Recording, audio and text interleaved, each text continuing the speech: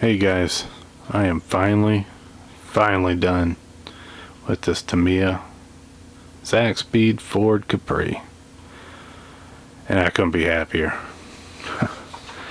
This thing put in a bit of a fight with the paint and decals. I painted the body twice, ended up stripping it down. Took forever to strip. The paint did not want to come off. It seemed like it etched the actual body to it. And then I gave it the next coat and smoothed it out. By the time it came to putting the decals on, they cracked and all that. So all the time wasted on the body waiting for stuff to paint to come off or to paint to cure, I was able to do a good amount of work to the inside of the chassis. So I have it in two pieces so I actually can show you the chassis. I did have it together not too long ago. I had to take it apart because I don't think I end up showing you guys the inside. So that's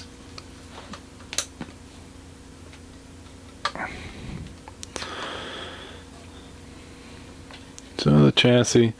Just the starts. I did the heat shrink tubing with wires to simulate the roll padded bars.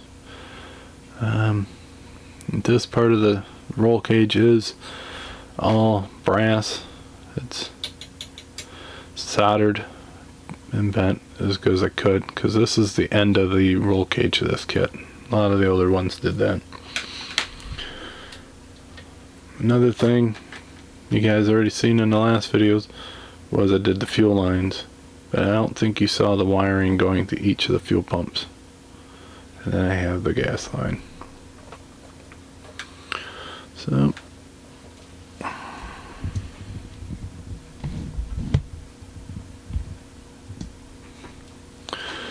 and on this side here you can see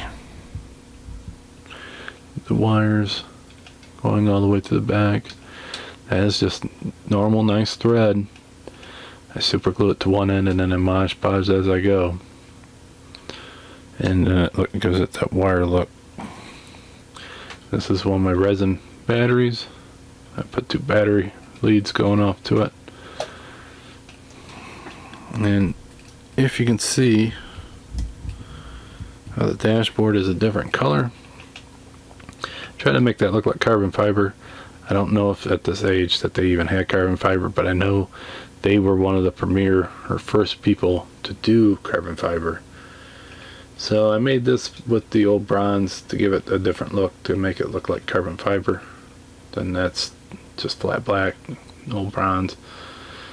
And then you can somewhat see here, seat belt I did. This is just tape on tin foil, and then you just paint it with the black. So I got that. I didn't put any of the you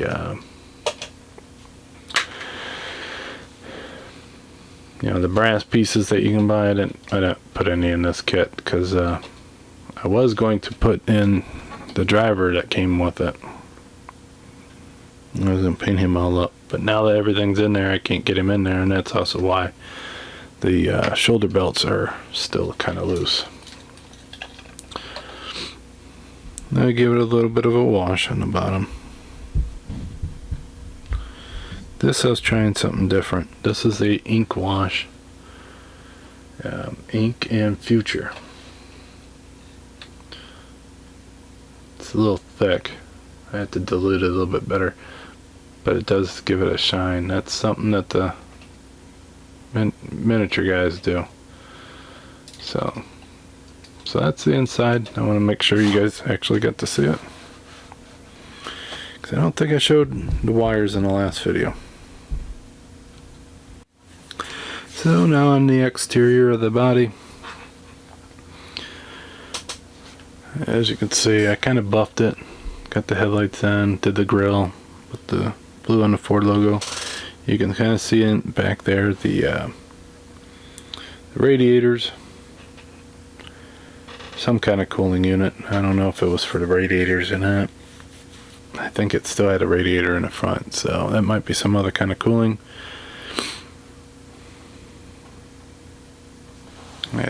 Last I did was the actual Zakspeed on the windshield, but you know, it looks a lot better. Oh, got the tail lights. Got to make sure you got multiple colors in there. I did wet sand this a few times and give it a nice buff. One of my tips is for something like this, use the tacky glue. Don't glue stuff like that with the super glue and everything like that.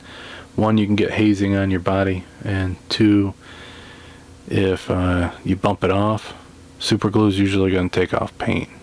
Now when I was just putting that back on together, I did break that off, but it's with tacky glue.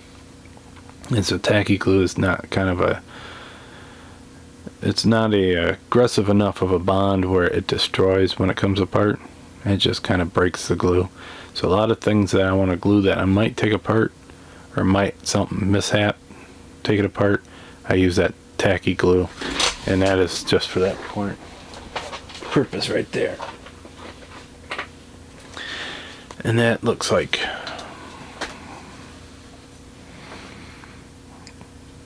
there's a few different brands, but this is a brand I use. I use this for clear parts too. And of course it's pretty tacky, so it does holds together like almost instantly, and it dries super clear.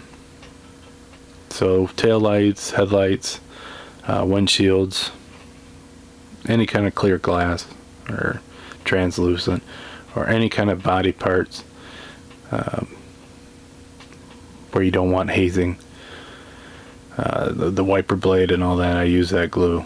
It really is a game changer. It's better than the glues for the windshields and stuff that's made by testers.